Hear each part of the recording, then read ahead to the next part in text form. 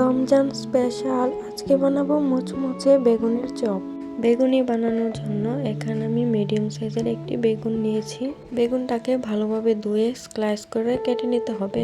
বেগুনের সামনের এবং পিছনের অংশ কেটে ফেলে দিয়ে এভাবে কেটে নিয়েছি। এখানে আমি বেগুনটিকে গোলভাবে স্লাইস করে কেটে নিয়েছি। আপনারা চাইলে লম্বাভাবে স্লাইস করে নিতে পারেন। এবার এই বেগুনগুলোর মধ্যে দিয়ে দিচ্ছি কিছু পরিমাণ লবণ। এই লবণ পানিতে বেগুনিগুলো 10 মিনিটের জন্য ভিজিয়ে রাখবো। এতে করে যখন বেগুনিগুলো ভাজবো, ভেতরে যে বেগুনির অংশগুলো থাকবে ওইটা খেতে আর পাংশে লাগবে না। এভাবেই পানিতে ভিজিয়ে রেখে দিচ্ছি। ততক্ষণে আমি বেসনের মিশ্রণটা রেডি করে নিচ্ছি।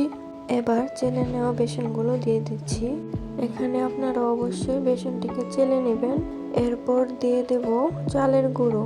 আপনারা চাইলে এখানে কর্নফ্লাওয়ারও ইউজ করতে পারেন। আমার হাতের কাছে চালের গুঁড়ো ছিল তাই দিয়েছি। এবার দিয়ে দেব 1 চামচ মরিচের গুঁড়ো। এরপর দিয়ে দেব 1 চামচ হলুদের গুঁড়ো এবং দিয়ে দেব 1/2 চামচ ধনে গুঁড়ো আর দিয়ে দেব কিছু পরিমাণ লবণ। এবার সবগুলো শুকনো উপকরণ একসাথে মিক্স করে নিতে হবে।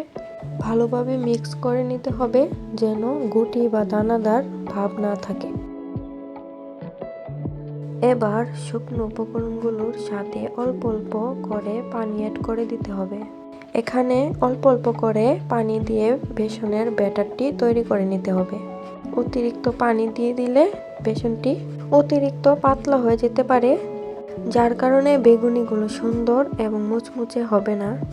এইভাবে ধীরে ধীরে ব্যাটারটি তৈরি করে নিতে হবে। ঠিক এই ঘনত্বের ব্যাটারটি তৈরি করে নিয়েছি। এখন লবণ পানিতে ভিজিয়ে রাখা বেগুনগুলো ব্যাটারটির মধ্যে দিয়ে গরম তেলে ভেজে নেব। এই তো এভাবেই গরম তেলে সবগুলো বেগুনি ভেজে নেব।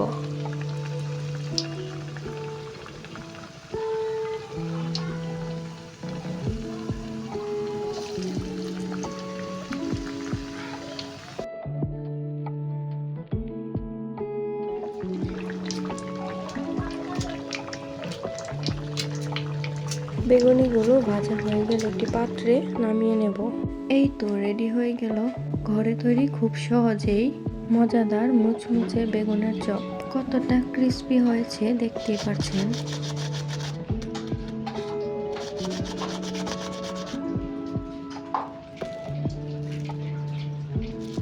যতটা ক্রিস্পি হয়েছে ঠিক ততটাই মজাদার হয়েছে। আশা করি রেসিপিটি আপনাদের কাছে খুব ভালো লেগেছে। আজকে এই পর্যন্তই। সবাই ভালো থাকবেন, সুস্থ থাকবেন। আল্লাহ হাফেজ।